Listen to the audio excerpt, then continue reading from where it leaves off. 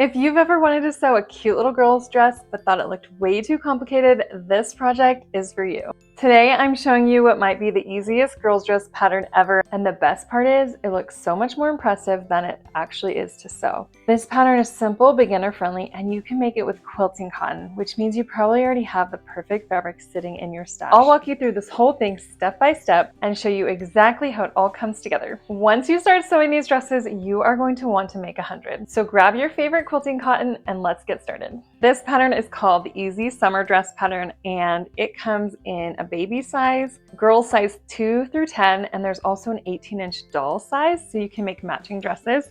So those patterns are available in my Etsy shop, and you can use the code YouTube for 50% off those 3 patterns. So the link's in the description below. I also linked to a bunch of versions. I've used this dress pattern for Halloween costumes, so many different occasions. So here's a few pictures, but also you can check out the blog post for more pictures if you want to see different variations. Add a shirt or even a long sleeve shirt underneath this dress to make it great for fall and winter too. You can print this pattern off at home and then trim the pages and tape them together. The easiest way to do this is to trim off one long side and one short side, and then you can match the dotted lines with the other sides of the other papers. There is a layout guide in the pattern too to help you. Once you have all your pattern pieces, you can cut them out for the size you're using, and then we're going to need some elastic 1 inch wide and fabric for the skirt, pockets, and the little ruffle sleeves. You can kind of mix and match these if you want. So I did most of the dress in purple, and then the accents with this little cat fabric. You can find the guide to what you need to cut in the pattern, or pause this screen so you know exactly how many of each piece you need. Start by cutting your elastic. There is an elastic length guide in the pattern. I'm making a 4T for this video, so I'm cutting 2 pieces 6 inches long. Your ruffle sleeve pieces should be cut on the fold, so press them well, and then we're going to sew an ease stitch along the curved edge with the raw edges. This will be just a regular length stitch, a 1/4 inch from those raw edges. This will help us ease that sleeve onto the strap. Now grab your shoulder strap and the casing, and we are going to press this with the long edges matching. And then once you've done that, we're going to press both the ruffle part and the casing in half so that you have a mark. That will show you where the middle is, and this will help us as we line these up. So open the sleeve casing and pin the middle of the ruffle curve to the middle of the sleeve casing. Then bend and taper the ruffle curve to the top of the sleeve casing, easing that thread if you need to as you go. Continue pinning until the sleeve curve matches the top of the casing. And then we're going to baste a 1/4 inch from the top edge to keep those 2 layers together. Now fold the casing over that ruffle to match the raw edges with the ruffle inside. So you're going to want to make sure that the ruffle is stuffed into the casing so it's out of the way. Make sure when you're bringing that other side of your shoulder casing up that you have the middles matching, and then pin all the way down, making sure that your sleeve ruffle is out of the way of your seam allowance. It's going to be a 1/4 inch, so make sure that we don't get any folds in that ruffle. Then stitch that with a 1/4 inch seam allowance, and then you're going to turn this casing right side out. The easiest way is to grab some of that sleeve and start pulling it out.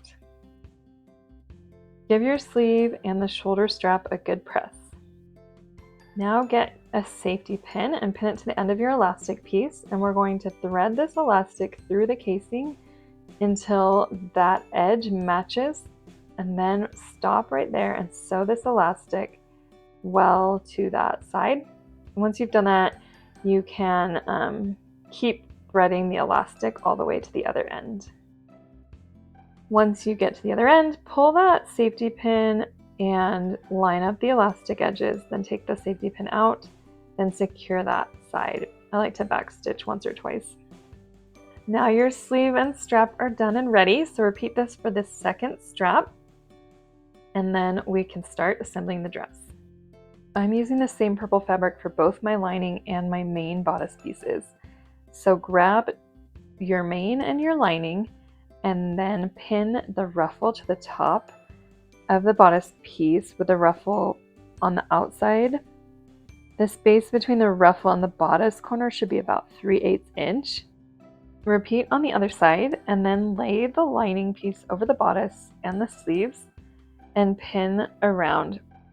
Sew along the armhole curves and the top, leaving those two short side edges open.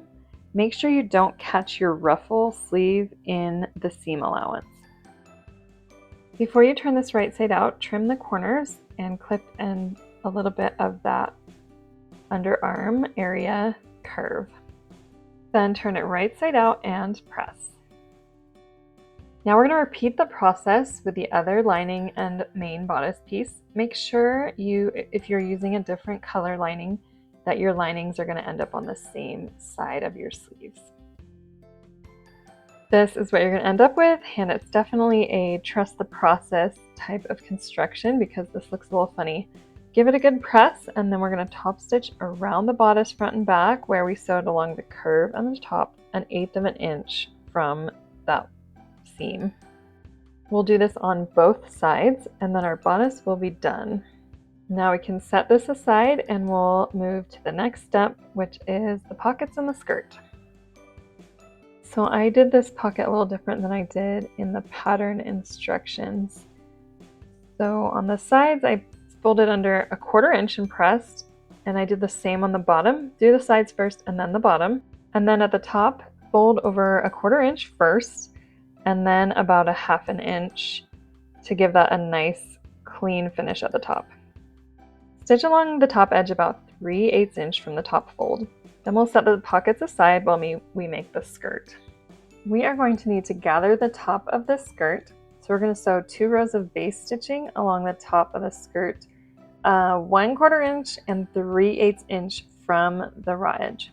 So you're going to do 2 rows of base stitching, and then we're going to use those threads to gather the fabric. So you're going to pull the top of the threads carefully and gather the fabric to match the width of the bodice piece. Once you have the widths about the same, we're going to kind of distribute the ruffles, making sure that the distribution is pretty even. And then we're going to sew these pieces together, right sides together. I like to use a lot of pins for this step just to keep all those ruffles in place, and then sew, making sure you don't get any pin tucks on that bodice.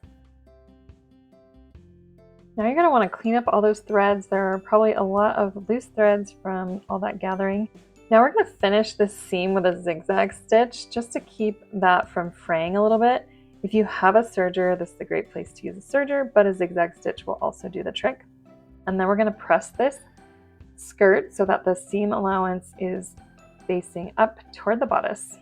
Give that a good press, and then we're going to top stitch along the bodice 1/8 inch from the ruffles. Once you've done that, repeat on the other side with the other skirt. This assembly may seem a little weird, but I do think it is the easiest way to get really nice ruffles. So the next step is to just fold the dress over and pin along the side seams. We're going to pin all the way from the bodice all the way down to the bottom of the skirt, then sew and finish that edge with a serger or with a zigzag stitch. Once you've done that on both sides, we are going to fold up the hem. So for this hem, I like to make a little bit of a thicker hem, but you can kind of do this how you want. So I'm going to start by folding up 1/4 inch with my iron and pressing it, and then go in and fold the hem up 1 inch or however much you want. If you want a shorter hem, like a 3/4 to make the dress a little longer, you can even do a 1/2 inch hem. Now we're going to sew around the bottom of the dress to finish that hem. I like to sew just about 1/8 of an inch below where my fold was. So I folded about 1 inch up, and I'm going to sew about 7/8 inch from that bottom edge. Now we're going to sew the pockets on. These pockets are fun because they are true side pockets, and they're the perfect size for little treasures like rocks and flowers. So grab a ruler and measure up. There is pocket placement guide in the pattern. For a 4T, I'm going to put this 4 inches above the hem, and I'm going to line it up right centered over that side seam. And then making sure everything is straight, you can go ahead and pin that, and we're going to sew those 3 edges to secure it. We're going to sew pretty close to the edge, about 1/8 of an inch from the edges of the pocket. Make sure when you start at the top edge of the pocket, you backstitch so you get a good hold, and then pivot around the corners at the bottom. And then when you get back up to the top, make sure you backstitch again. And now your cute little dress is done and ready for its new owner. Thanks for sewing with me today. For more great sewing projects, click the video above.